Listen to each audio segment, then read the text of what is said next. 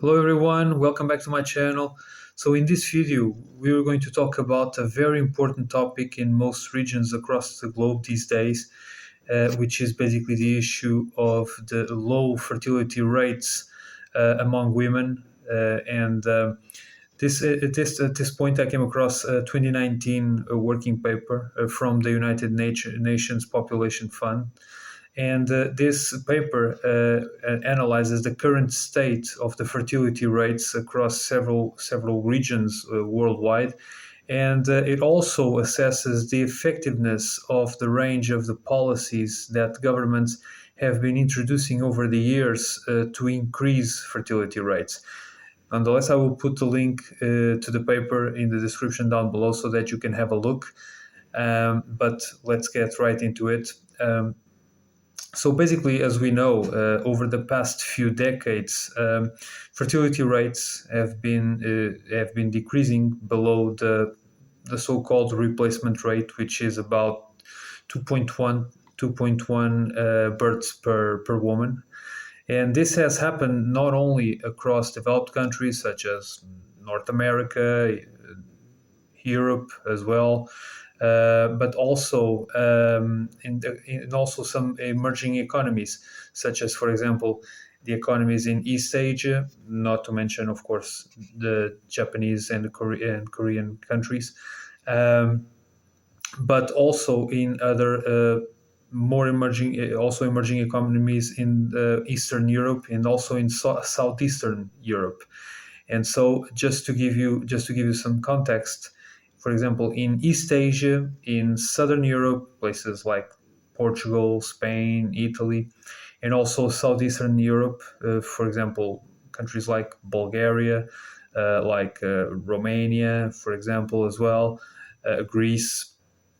Fertility rates have reached between 1 and I believe between 1 and 1.4 births per woman. So, on the other hand, and more governments worldwide have pointed out that the increase in fertility rates is actually one of their top priorities to be addressed. And so you can see that there is a global concern or a widespread concern that this situation needs to be addressed as soon as possible in order to prevent added pressure to pension fund systems, and also because social security systems in most countries worldwide are pay-as-you-go, the pay-as-you-go format, meaning the current generation, which is the generation which is currently in the workforce, is paying for the pensions of the ones who are already retired. And so as the population ages, there are more and more beneficiaries of these systems, but the population which is contributing to the system is becoming less and less significant. Is trending down. Is becoming less and less people, and so this situation is recognized as a global concern. It needs to be addressed in a very, very rapid and effective manner. And so this trend has been taking place also despite most couples in those countries desiring to have at least two children, which is basically what the average couple or average household wishes to have. And so this indicates that there must be several factors or several reasons that explain the difference between the number of desired children that couples want to have and the actual number of children that they end up having. And so this working paper points out several causes for this. And so probably the biggest one is the lack of compatibility between the family aspirations and the family situation, all right, and bearing children, and the family commitments that needed to be in place and needed to be basically the family commitments that must be committed, all right, and the career aspirations. especially of women. And so, because as women become more and more educated, and they increase their participation in the workforce, as you can imagine, their availability to bear children is significantly reduced because they cannot be in two places at the same time. Either they are working or they are tending to their children. And so, and also in many societies, men the male in the couple do not provide enough support to compensate for this lack of availability by women.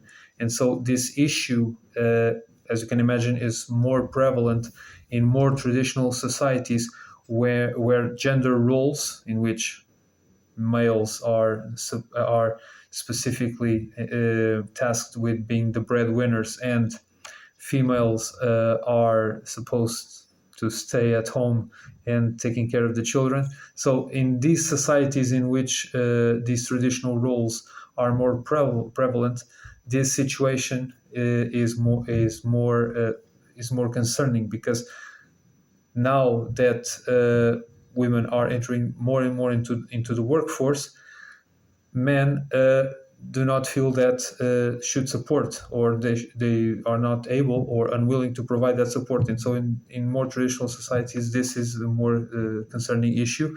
Also, more recently, there is an ongoing trend in which parents want to be more involved in their children's development and education. And so when both parents work, this desire to be more involved becomes untenable. It's impossible to reconcile both both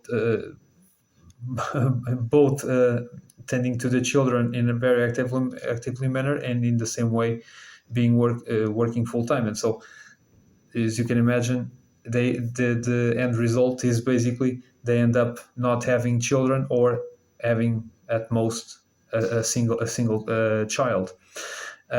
Also, another cause is, and this is a very important one as well, is the increased uncertainty created by overall lower job security, lower salaries for young couples, and also, as we all know, the vastly increased or vastly appreciated housing solutions that are available at the moment.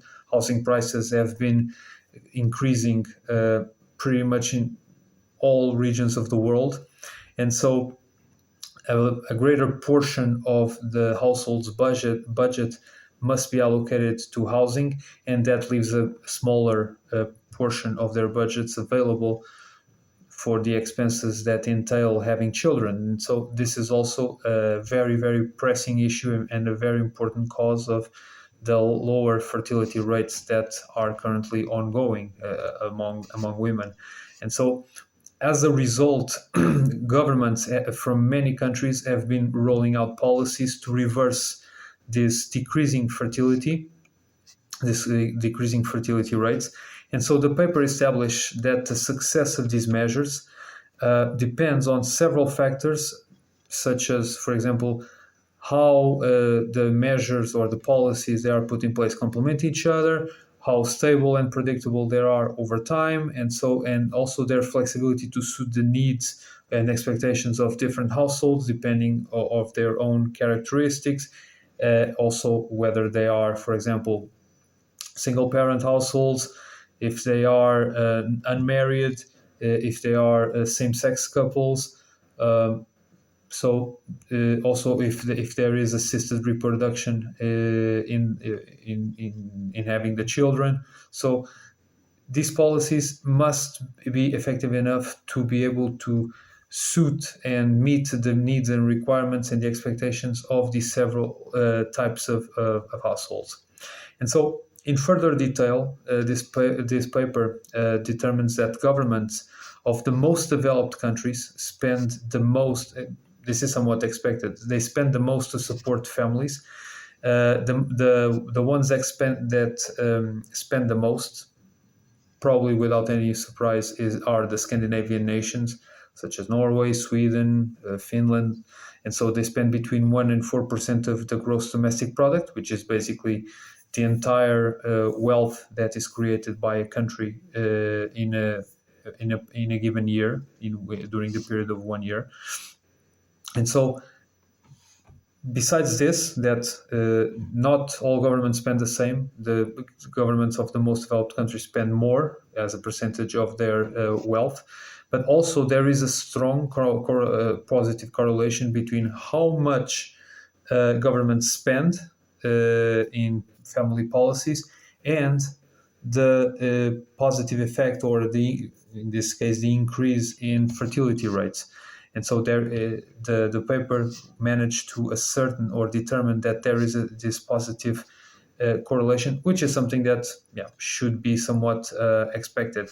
Also, and this is probably the key finding, one of the key findings of the paper, is that the most effective policy is probably the universal access to high quality at a reasonable cost of childcare once the parental leave period finishes. And so once the parents cannot stay, because the parental leave period finishes, parents cannot stay anymore at home with their kids. And so it's important at that particular time, basically when the child reaches 2-3 years old, it's important for the government to provide universal and high quality and of course at a reasonable cost childcare solutions, being like not even kindergartens, is even before that, but solutions to these parents so that they can come back into the workforce, they can work full time, continue to earn their normal wages, but the children are still being well taken care of. And so this is probably the most contributing factor to increase the fertility rates worldwide and for most populations. Parental leave periods also, it depends, because they can be effective if the compensation that governments provide when parental leave is ongoing, if the compensation covers most or all of the parent's salary. It of course, this is only effective if this requirement is met, and also if each parent is allocated a portion of the leave time. So it's not only the mother or the father who is allocated the leave time, is split, not necessarily evenly, but split between themselves, but it cannot be transferable between both parents. So it's either you use your parent leave, or you lose it. You cannot redistribute to the other parent. And so if this situation is also, if this key requirement is also met, this has found to have a positive correlation with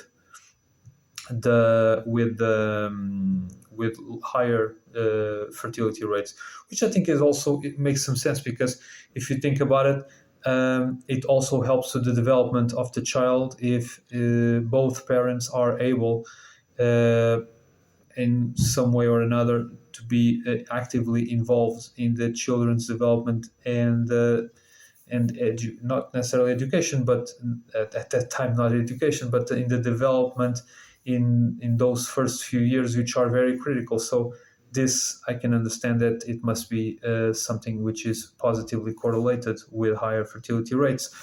Also, when it comes to flexible working hours and other arrangements, it was found that solutions such as working from home, part-time arrangements, flexible working hours, if you need to make a larger break between working hours for example, mothers to breastfeed their children, these are also effective to increase fertility rates. And also because by doing this, once the parental leave period is over, and the child, of course, is already 2-3 years old, parents are much more able to make the transition to their normal schedules in a much easier way. So I would say countries with more rigid uh, labor markets and with more rigid working arrangements, they are much more likely to have lower fertility rates in comparison to labor markets in countries where working arrangements are much more flexible for this purpose. Also, in terms of the expansion of measures and financial support over longer time periods, for example, extending financial benefits or other perks to families to have more kids or to have the first kid, they tend to induce, for the most part, short-term increases in fertility rate. All right, because once this particular benefit is put in place, couples decide to have children at an earlier time to benefit from those measures. But overall, in the long term, you don't see a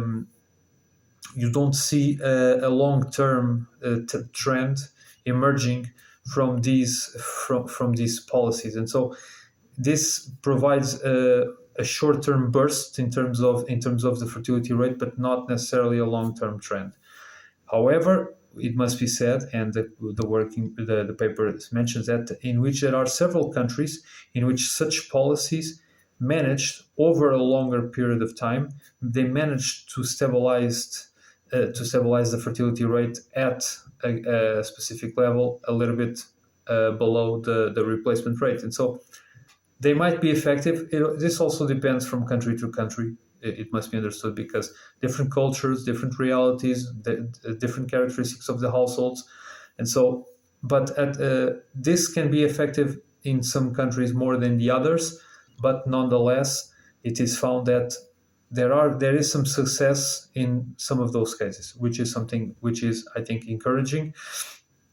On the other hand, one-time cash transfers, for example, when couples have a kid, they receive a check from the government, a one-time check from the government, and other similar incentives. The paper finds that they have a very limited and short-term impact on overall fertility rates. Because, as you can imagine, it's only a one-time transfer or a one-time financial benefit, and even the most generous checks that they can be received, they only cover a small portion of the costs of raising children, which are significant, very significant, as we all know. But nonetheless, as expected, this impact of this one-time check is more significant for low-income or even jobless couples, because the relative value of this benefit, this one-time benefit, it's much higher. It has a much greater value, relative value for them, given their low incomes or given their unemployment benefits that may be receiving at the time. And so this is more redirected for or more suited for these couples. And so I would say this particular policy should not be the priority for governments if they need to, in most cases, they need to raise their fertility rate. Also, another issue is that, for example, providing methods of medically assisted reproduction to couples who, for some reason or another, cannot have children, this also has a very limited short-term effects, probably because there are very few couples in this situation across the entire span of households, but also because it does not change the financial situation or the landscape in terms of benefits that are provided for couples to have children. And so because otherwise unable couples now become able to have children, this does not have a particular significant effect in raising the fertility rates. And so overall, in terms of the findings that the study has, I would say the common feature that dictates the success of policy measures, if you think about it, is basically allowing couples to keep working uh, their normal activities while still taking an active role to raise their children. And so, in this regard, I would say the possibility of working full time while still being able to have a more positive effect of this has more of an effect for highly educated women as it should be, because highly educated women on average have higher incomes, and so if they are able to work if they are able to work full time, they are able to keep their incomes. And so because they keep earning their incomes and they are able to have kids, they do not interrupt their careers, and they are able to keep their situation, their professional career situation as it is, and still having children. Of course, this is a massive benefit and a massive incentive for women, especially for the higher educated ones. And so and also because, as you can imagine, even if they receive a cash transfer, uh, it's not going to make much of a difference for them because they already keep their higher incomes, and so the cash transfers will not make much of a difference for them. It's only more significant for the women who earn lower incomes.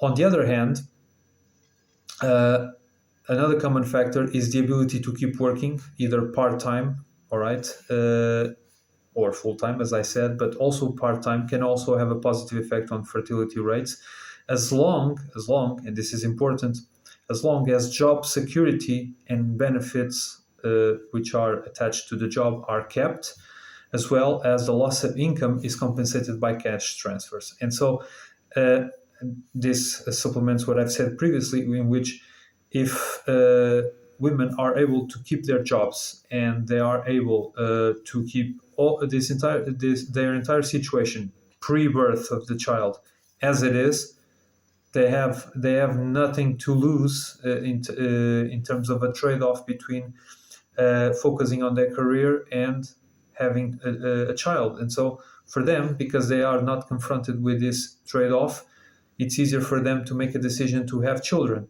So this is also a common feature across these findings that the paper pinpointed. Also, and beyond having to determine the success of the different policies in their populations, governments also need to keep adjusting their policies as families change in terms of their structure, in terms of their needs, and also as economic conditions change over time.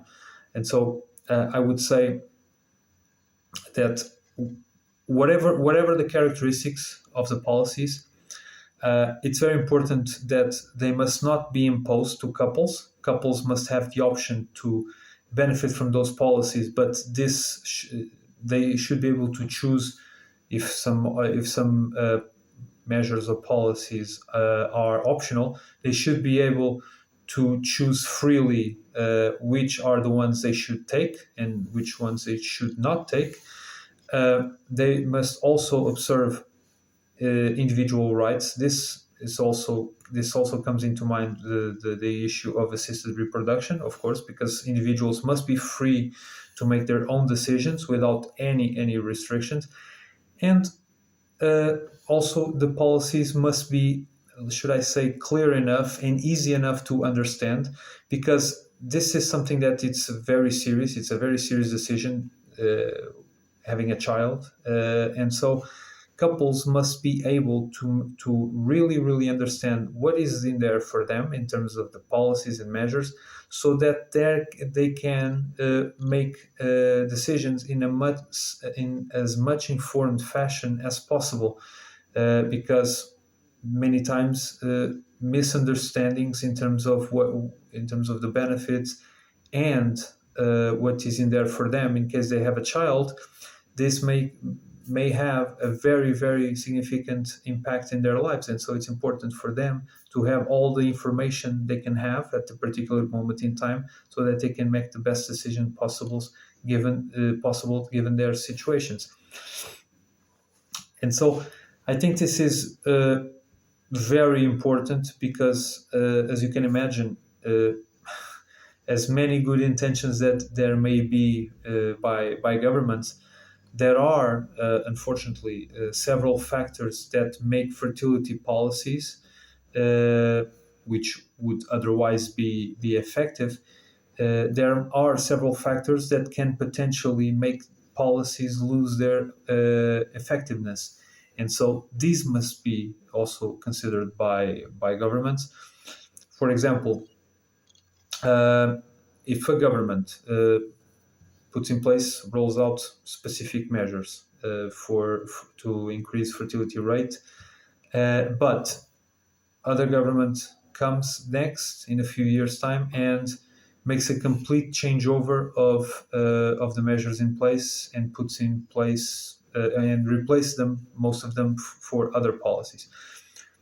So this is not good for couples to make decisions.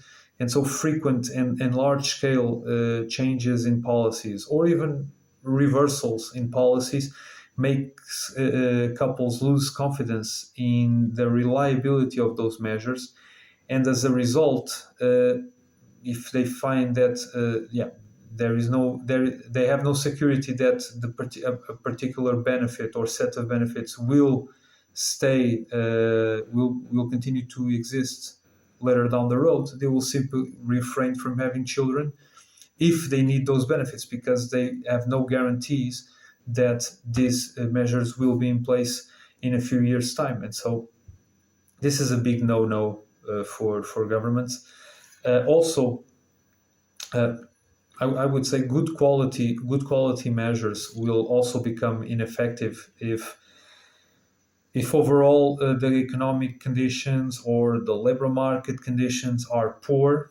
If for example, if a country is on average is a poor country, labor market conditions are very tight, or labor conditions are very rigid, this will simply render good measures, even if they are good, will render them ineffective, because on one hand, all right, they will have the support from the policies, but the other side of the spectrum, the other side of the coin, in terms of what are the conditions that couples actually have, regardless of the policies, their conditions will not be good enough for them to have children, and so this will be a big restriction for them to make that step. Also, as I said before, if households stick by a traditional gender roles, you can imagine that if women are the only ones who take care of the children, and men don't provide support, but due to the economic conditions of the household, women must continue to work in order for them to have a specific standard of living. Of course, women will refrain from having children because they need to continue work and they cannot afford to make a career break to have children. And so this is also an important aspect to be taken into account.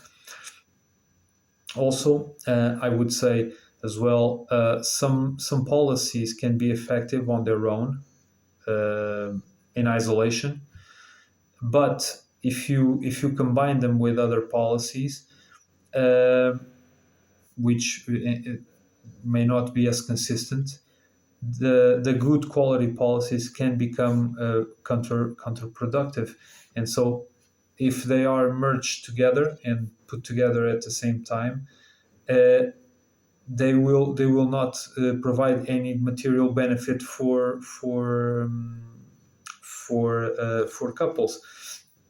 And if this situation happens, of course, these are very specific situations. I can't now tell any particular example, but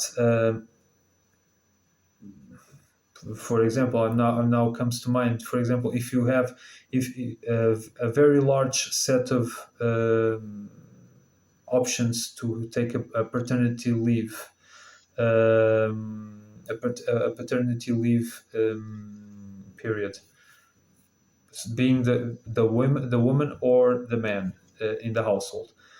And so this is should be a benefit, of course, because, for example, it's better to have more options depending on their working conditions, their expectations, how much they should like to take in terms of the kids, the time with the kids. But if you see that even though the government provides this option, but you see that, for example, most of the parents end up choosing not to take any paternity leave because the amount of the benefit of the parental leave, despite the flexibility, the amount of the benefit they receive or the income replacement that they receive is so low that it does not pay off for them. It might as well happen that only one parent will take the paternity leave period, and the other one will not take and will continue to work full time to get to continue to earn their its own income, his own income or her own income. And so, even though one particular policy is good, meaning the options in terms of parental leave period, the other measure, which is basically giving a very low income to replace the lost income, working income, it renders the other one useless because people will not take it. They will prefer to take to continue to work and not take the parental leave period. So this is something that just came to mind for me. But I believe that in this regard, policies should not be considered in a vacuum, but how they mesh together, how they work together, how can they leverage on each other to provide the best possible benefits for couples. And so this is important and must be kept in mind when policies are rolled out, not in isolation, but as a package of policies. And so governments should keep that in mind. And as you can imagine, also, many governments provide incentives that increase as couples have more children. This is also, I think, is a big issue because many governments, for example, they provide a given benefit for if you have one child, but the benefit increases when you have the second child, the third child, the fourth child, and so on, up to a given limit for any additional child. And so, all right, this benefits especially the poorest families because the poorest households tend to have more children, and so this is something that they can benefit from it. But for many couples, the decision between having no children or having one children requires a significant financial commitment. And in these cases, these measures do not account for that particular step up in terms of their commitment. And so I would say that it's important that not only there is these policies in place, of course, for the households that have more children, but that particular step up must also be taken into account by governments when they are setting up policies. Because for many couples, which are not necessarily poor, but for them, if they have a good standard of life, they live well, no problem. But if they have children, their budgets may become very restricted, and if they don't have any material benefits, they may not be able to raise them, even if it's only one. And so there must be somewhat of a balanced approach to make sure that, all right, poorer households that have more children can be supported adequately to have 4, 5, 6 children if they want. But those couples who are in between having one kid or having no kids, it's better for them to help them and to provide support for them to have that children, even if it's not that and it may seem not that big of a decision. When you pass from 0 to 1 children, the commitment is significant on financial terms, and so there must be something also in there for something in there for them. Um, and so basically, these are the, I would say, the biggest issues in terms of the measure, or the potential pitfalls that can render policies and measures ineffective, even if they are good intention and they have good quality. So basically, yeah, that's it. The study, I think, is a very interesting one. Even though it's almost 5 years old, I think it's quite a significant one. And as far as I can tell, it will become more and more significant as time goes by, because this is a trend that it's going to be very, very hard to be reversed. And yeah, it will take a lot of effort from everyone involved, from the governments not only, but also from decision makers, from families as well, basically from most of the relevant actors in this particular issue. And so let's see what's going to happen in the years to come. Hopefully we will reverse this situation. But that's it for now. Feel free to leave your comments below and subscribe to the channel. If you want to have some sort of, if you have some questions, you have some sort of discussion to have in this particular regard, feel free to connect with me on LinkedIn and send me a message. All right. Thank you so much for your attention, and I'll see you on the next one. Thank you.